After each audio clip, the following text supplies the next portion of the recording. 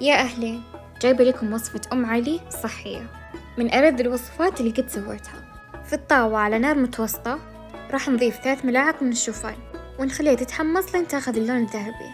في الصحن نضيف الشوفان وملعقة صغيرة قرفة، ونضيف من حبوبات الفول السوداني وبرضو ملعقة من الزبيب وملعقة صغيرة من جوز الهند المبشور، ونتأكد إن خلطنا المكونات كويس. نسخن كوب حليب جوز هند أو حليب اللوز، ونضيف محلى ستيفيانا سواء ملعقة صغيرة أو ظرفين. ناخذ الحليب ونضيفه على خليط الشوفان.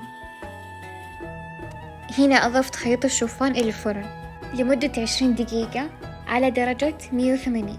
بعد 20 دقيقة رجعت أطلع مرة ثانية، بعدها رجعت أضيف على الوجه ملعقة قشطة، ورجعت مرة ثانية أضيفه للفرن عشان بس يتحمر من فوق. بعد ما تحمر طلعته من الفرن. هنا يمديكم تضيفون له إضافات اللي أنتم ودكم فيها، بس أنا زينت بالجوز الهند والتوت مجفف.